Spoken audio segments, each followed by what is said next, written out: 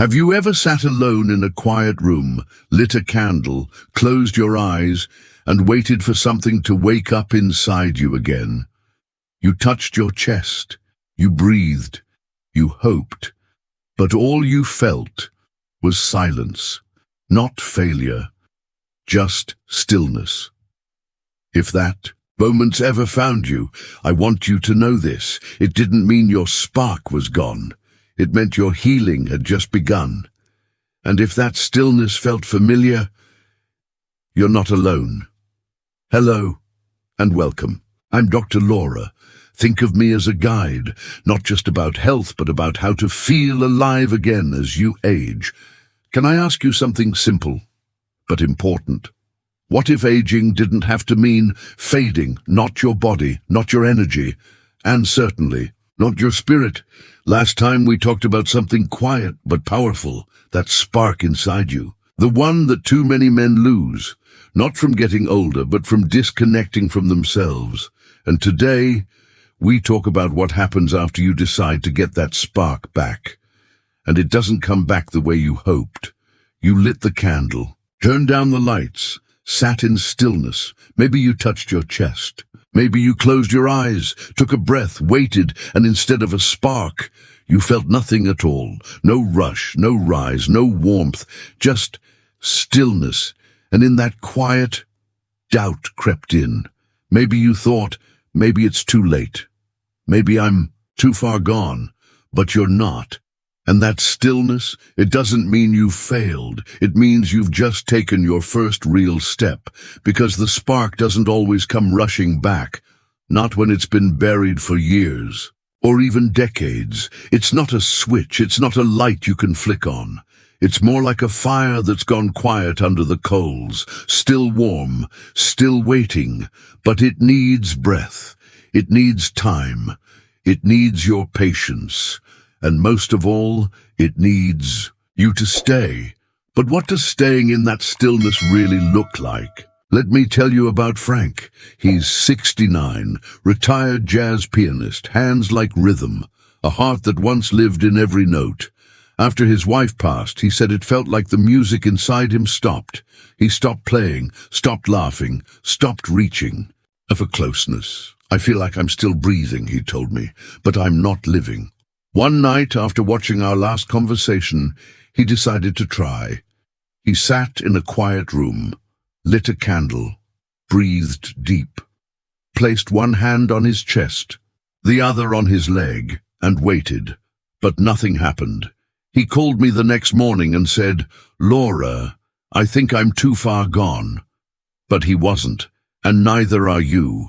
That moment, the one where you think it's not working, that's the beginning of something sacred, because when you've been disconnected for a long time, your body doesn't always respond with fire.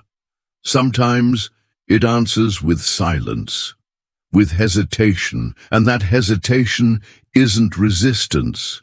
It's intelligence. It's your body's way of asking, will you still care if I don't respond right away? Will you stay even when I'm quiet? Because your body remembers the years it was ignored, the decades where it only got attention when it performed, the silence when it cried out in stress or pain or loneliness, and now it wants to know if it's finally safe. This isn't about performance, it's about presence.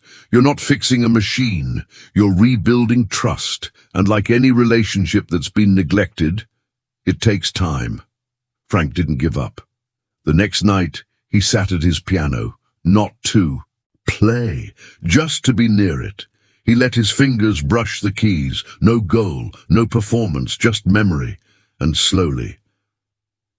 His breath softened, his shoulders dropped, and his eyes filled with tears. It wasn't about pleasure. It wasn't even about longing. It was life, coming back. Because your spark doesn't always return through physical sensation. Sometimes it comes through music, or a quiet walk in the sun, or the feel of warm water running over your hands, or the weight of a blanket over your chest, or the sound of your own voice, saying something kind you haven't said in years. Sometimes the first thing you feel isn't heat, it's tears, because your body isn't just waiting to feel good. It's waiting to feel safe, to trust you, to believe that this time you'll stay. Try again. Not harder, softer. Let go of expectation, and if you're not sure where to begin, try this. Let your next breath be the beginning, not of a routine, not of a ritual, just a return to yourself. Start here, close the door, turn off the noise, sit in stillness, breathe in, breathe out. Place one hand on your heart, the other on your belly. Feel what's still there, not what's missing, but what's waiting. You're not broken, you're just paused, waiting for breath, waiting to rise. That right there is your spark, still present, still possible, still yours. If personal connection feels too vulnerable, try warmth. Wrap yourself in a soft blanket, take a slow bath, let your hands rest in warm water. Let gentle awareness be the doorway, not pressure. If silence feels too loud, try sound. Hum softly, whisper kind words to yourself. Play a melody that once made you feel. If sitting feels like too much, take a walk. No phone, no steps to count. Just movement, breath, and your own company. You don't need to awaken everything at once. You just need to awaken enough to remember. You're still here. Frank kept showing up. Some nights it was the piano, some nights a single breath, some nights just a hand resting gently on his knee. And one day, something shifted. He cried. Not because he was sad, but because he finally felt himself. I thought I was broken, he said, but I was just quiet. So if you feel quiet now, disconnected, numb, you're not too late. You're not too far gone. You're still here. And that spark? It's not something you chase. It's something you return to, not with effort, with permission. And if tomorrow you don't feel it again, that's okay. Try again the next night, not as a test, as a reunion, because your body is listening. And slowly, it's learning to trust your presence again. So if this touched something real inside, you don't let it stay silent. Drop a comment below and say, I'm still here. Say it not just for you, but for the man silently scrolling, waiting to see that one comment and realize he's not alone. And if you've ever wondered why you disconnected in the first place, why softness felt unsafe, why stillness felt lazy, why being a man meant staying silent, tough or untouched. In the next part of this series, we're going to talk about it, the hidden rules, the unspoken lies, the stories we were told, and the ones we can choose to rewrite now. So if this moves something in you, make sure you follow this channel and meet me in the next episode. Because the spark you're feeling, that's just the beginning.